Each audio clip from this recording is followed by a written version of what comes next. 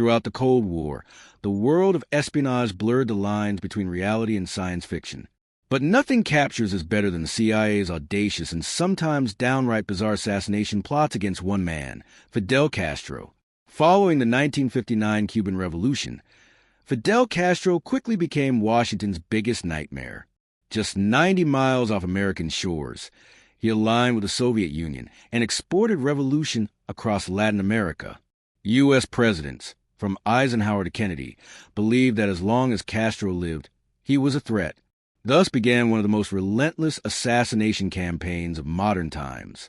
The CIA launched Operation Mongoose in 1961, a covert project authorized by President Kennedy to destabilize and ultimately remove Castro. With a $50 million budget and hundreds of agents, sabotage became policy and assassination became an obsession. Some of the ideas, honestly, sound like cartoons, but they were real. One plot involved rigging Castro's trademark cigars with C for explosives. The goal was simple: deliver a box to his office in Havana and wait for Castro to take a puff. He never did. The plan fizzled out when the courier got cold feet. Castro loved scuba diving, so the CIA planned to gift him a suit contaminated with tuberculosis bacteria and a breathing apparatus laced with a deadly fungus. The idea? He'd get sick and die days later. But Cuban intelligence got wind of this plot. Castro received a different suit instead and lived to tell the tale. In an unexpected twist, the CIA turned to the American mafia for help. Why? The mob had axes to grind. Castro had shut down the lucrative Havana casinos after the revolution. We'll pay $150,000 for the hit. Leave it to us. Mafia hitmen plotted to poison Castro's milkshake using cyanide pills. But the pills stuck to the freezer wall.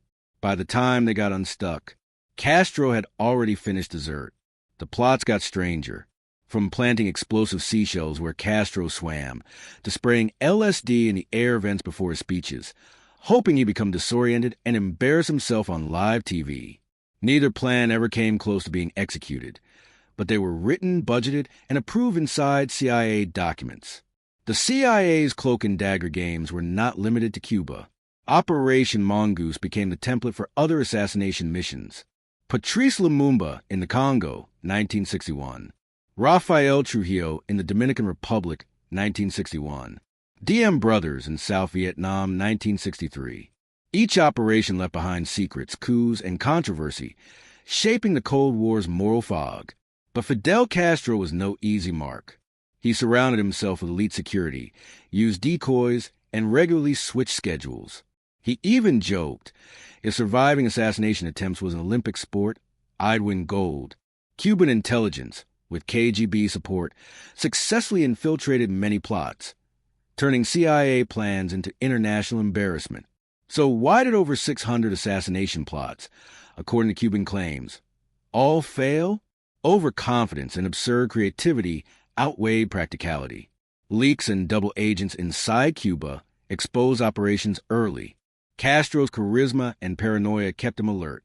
And sometimes, pure luck was on his side. In 2006, Castro finally stepped down, not due to the CIA, but age and illness. He lived until 2016, defying every American attempt on his life. Operation Mongoose remains one of the most controversial chapters in CIA history, a cocktail of desperation, imagination, and geopolitical fear. Ultimately, these wild plots may tell us more about America's mindset during the Cold War than in the struggle between superpowers. No idea was too crazy and no target too untouchable.